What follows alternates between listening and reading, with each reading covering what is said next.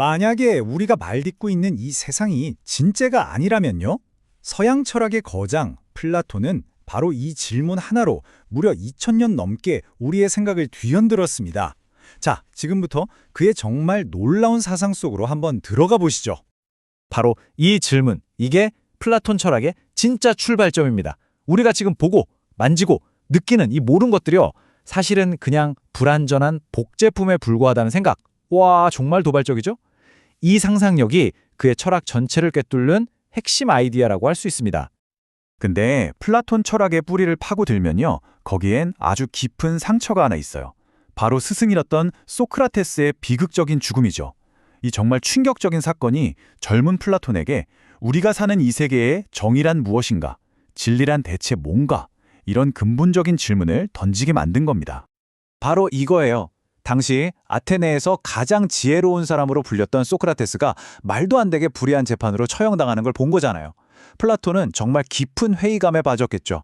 그리고 마침내 결론을 내립니다. 이 불완전하고 썩어빠진 현실 너머에 완벽하고 영원히 변치 않는 진리의 세계가 반드시 존재해야만 한다라고요. 그래서 탄생한 개념이 바로 그 유명한 이데아입니다.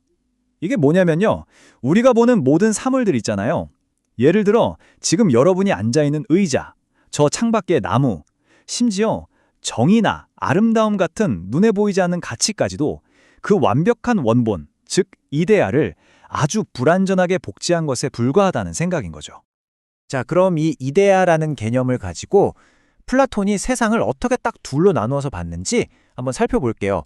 이게 바로 그의 철학 전체를 이해하는 핵심적인 틀입니다. 와, 이 표를 보면 대비가 확실하죠? 왼쪽에 있는 현상계는 우리가 오감으로 느끼는 계속 변하고 언젠가는 사라져버리는 그런 세상이고요. 반면에 오른쪽 이데아계는 오직 우리의 이성으로만 파악할 수 있는 영원하고 완벽한 진짜 세계를 말합니다. 예를 들어볼게요. 우리가 종이에 아무리 완벽하게 원을 그리려고 해보세요. 컴퍼스를 써도요, 그건 사실 완벽한 원의 이데아라는 그 원형의 불완전한 그림자에 불과하다는 거예요. 신기하죠? 플라톤은 이 좀 복잡할 수 있는 이데아 이론을요, 정말 기가 막힌 비유 하나로 설명해냅니다. 바로 그의 책 국가론에 나오는 동굴의 비유인데요. 아마 들어보신 분들도 많을 거예요. 이 이야기 하나만 제대로 이해하면 그의 철학을 거의 다 꿰뚫어 볼 수 있습니다. 자, 한번 상상해 보세요. 아주 어둡고 깊은 동굴 안에 죄수들이 있어요. 이 사람들은 태어날 때부터 몸이 묶여서 평생 한쪽 벽만 쳐다보고 살았어요. 그래서 볼 수 있는 건 벽에 비치는 그림자뿐입니다. 다른 세상이 있다는 건 상상조차 못하죠. 당연히 그 사람들에게는 그 그림자가 세상의 전부라고 믿지 않겠어요? 여기서 핵심은 이겁니다.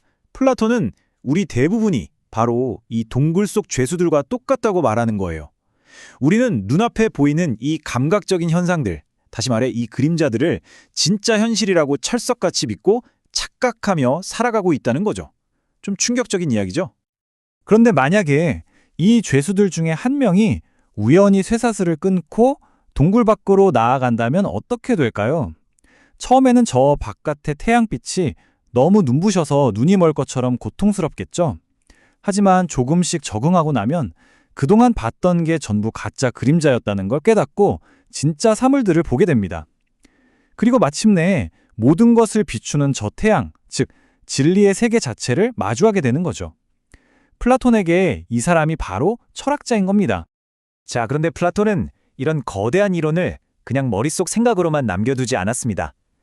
그는 이 원리를 개인의 영혼은 어떻게 살아야 하는지, 그리고 이상적인 국가는 어떤 모습이어야 하는지 설계하는 데까지 아주 구체적으로 적용시켰습니다.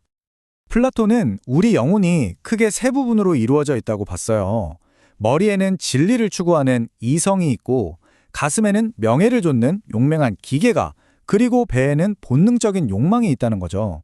마치 마부가 두 마리 말을 이끌듯이 이성이 꽃비를 꽉 쥐고 기계와 욕망을 잘 다스려서 조화를 이룰 때 비로소 정의로운 영혼이 완성된다고 본 겁니다.